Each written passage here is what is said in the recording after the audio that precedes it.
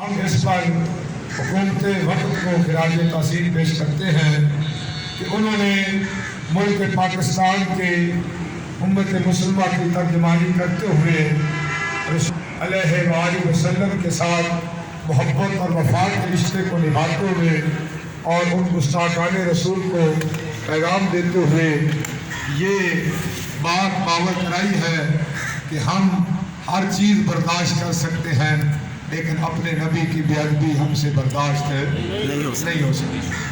اسی سلسلہ میں آج ریسکو کا اس عظیم ملک پاکستان کا ادارہ جس کی خدمت جو ہے وہ نہ صرف قابل تحسین اور قابل داد بلکہ سب اداروں سے بڑھ کر پوری قوم کی خدمت میں اس ادارے کا کردار نظر آتا ہے۔ آج جناب والا کی سطح پر اس ادارہ میں یہ محفل میلاد مصطفیٰ منعقد ہے۔ میں جماعت اہل سنت کی طرف سے تمام اس ادارے کے سپاہیوں کو، مجاہدوں کو اور سربراہ کو مبارکباد پیش کرتا ہوں۔ اللہ پاک آپ کی اس کاوش کو شرف قبولیت فرمائے اور اللہ تعالیٰ آپ کو اپنی رحمتوں سے مالا مال فرمائے۔ یہاں پہ طلباء بھی موجود ہیں، میڈیا کے افراد بھی موجود ہیں اور ہماری سماجی شخصیات بھی موجود ہیں، معززین بھی موجود ہیں۔ سب کی حاضری یہ مدینہ شریف سے قبول ہوتی ہے۔ بے شک بے شک۔ تو رحمت للعالمین موضوع پر انتہائی مختصر وقت میں چند باتیں عرض کرنے جا رہا ہوں۔ عرب کے اس معاشرہ میں جو ماحول نبی پاک علیہ السلام کی ولادت سے پہلے تھا اس کو آپ سنتے اور پڑھتے رہتے ہیں۔ ماحول یہ تھا کہ خانہ کعبہ کے اندر 360 بت رکھ کے لوگ اللہ تعالیٰ کی بجائے بتوں کی پوجا کر رہے تھے اور خدا تعالیٰ کو بھولے ہوئے تھے۔ غریبوں پر ظلم ہو رہا تھا، یتیموں کے مال پہ قبضہ کیا جا رہا تھا، ان کے سر پر دست شفقت رکھنے والا کوئی نظر نہیں آتا تھا اور بیواں عورتیں جو ہیں وہ در در کے دھکے کھا رہی تھی، ان کا حال پوچھنے والا کوئی نہیں تھا اور ظلم کے گہرے بادل چھائے تھے۔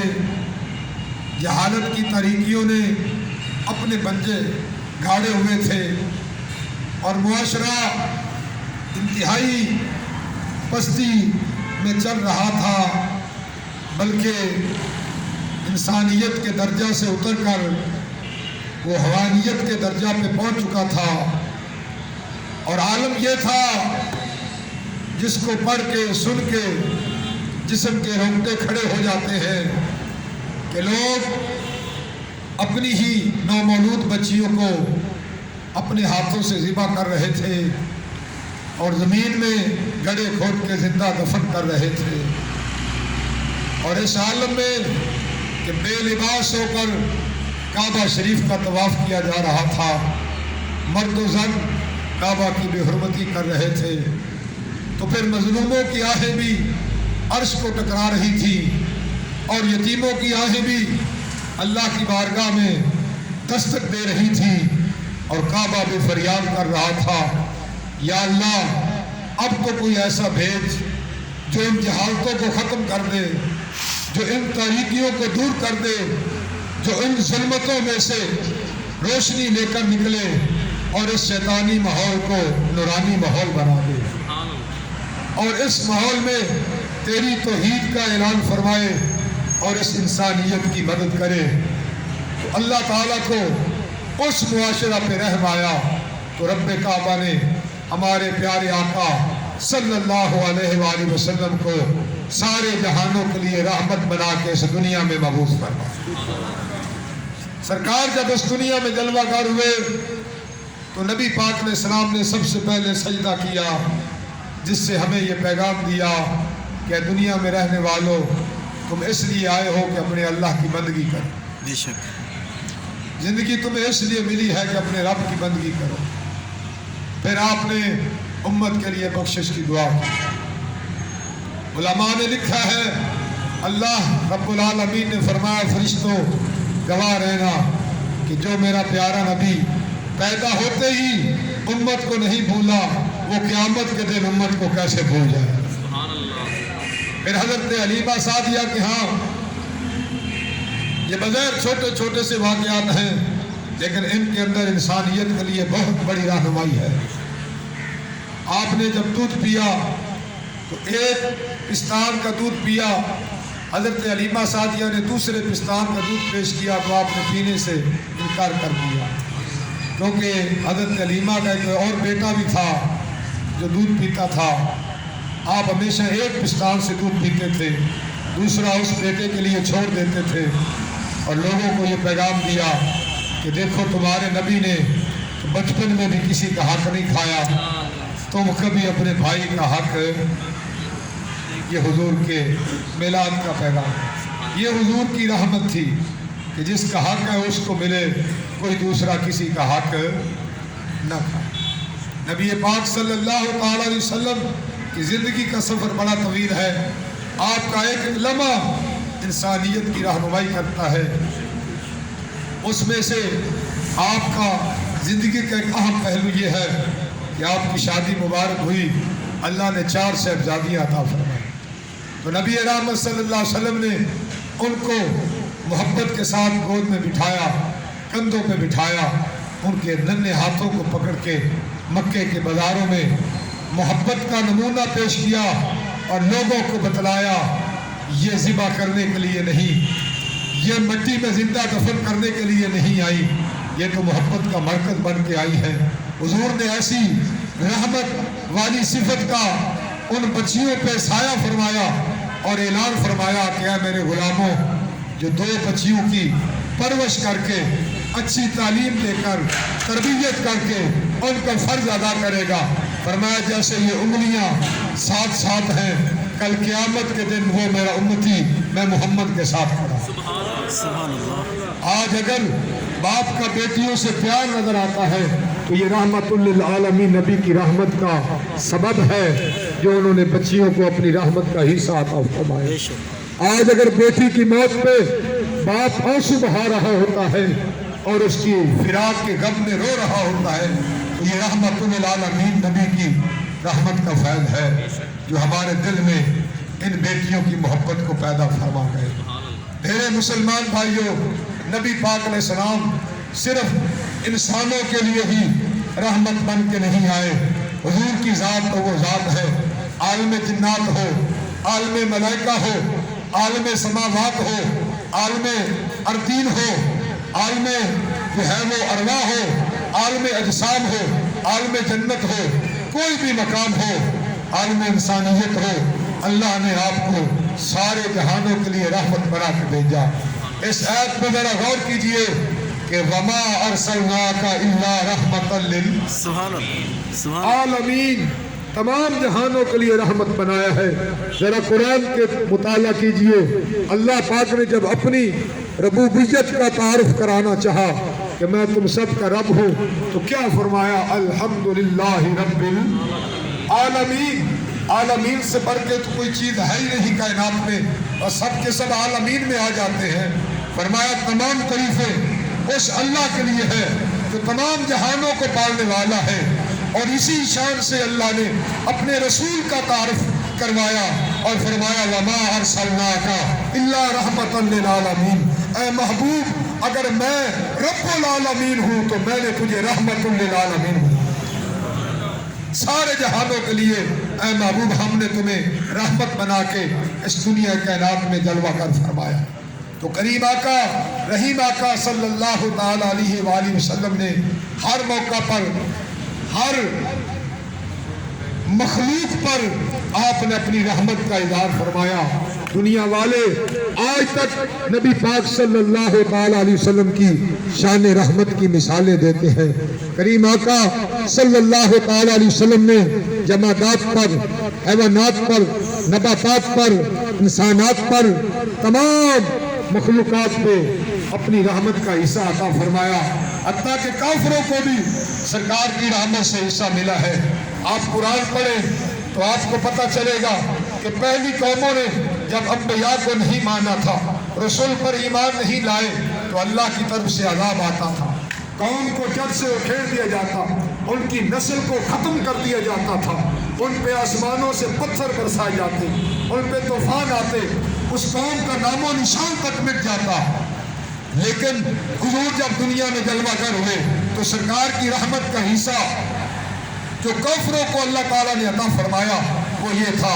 رب کعبہ نے فرمایا محبوب تمہیں ہم نے سارے جہانوں کے لیے رحمت بنایا ہے، اب آپ کی وجہ سے ہم کافروں پہ یہ رحمت کرتے ہیں کہ اس طرح کا عذاب اس امت کے کافروں پر نہیں آئے گا جو پہلی امتوں کے کافروں پہ آتا رہا کہ ان کو جڑ سے ختم کر دیا جائے۔ قیامت تک اس عذاب کو اٹھا لیا گیا۔ یہ اللہ کے پیارے نبی کی رحمت کا حصہ کافروں کو بھی ملا، اپنوں کو بھی ملا ہے، پرایوں کو بھی ملا ہے۔ اسی لیے کسی نے کیا خوب کہا، وہ نبیوں میں رحمت لقب پانے والے، وہ نبیوں میں رحمت لقب پانے والے، وہ مرادیں غریبوں کی پر لانے والے، وہ اپنے پرائے کا غم کھانے والے، محمد ہمارے بڑی شان والے۔ واہ آپ ذرا اندازہ کیجئے، وہ طائف کی وادی ہو یا وہ مکے کے پرکھٹن رستے ہو، وہ مکے کے مشکلات سے بھری ہوئی وہ تقریبات ہو جن میں لوگ کھڑے ہو کر نبی پاک علیہ السلام کی مخالفت کرتے تھے، اور کریم آقا صلی اللہ علیہ وسلم میدان احد میں حضور کے دندان مبارک کا کچھ حصہ شہید ہوا، کتنی تکلیف آپ کو پہنچائی گئی، طائف میں تو حد ہی ہوگی۔ تو صحابہ کرام نے ایک موقع پہ عرض کیا تھا، یا رسول اللہ ان پہ لعنت ہی کر دیجئے، ان کے خلاف دعا ہی کر دیجئے، آپ اللہ کے رسول ہیں، اللہ آپ کی دعاؤں کو قبول فرماتا ہے۔ تو میرے نبی نے جو ہاتھ اٹھائے تھے، آج بھی سنہری حروف سے وہ الفاظ کتب حدیث میں لکھے ہوئے ہیں۔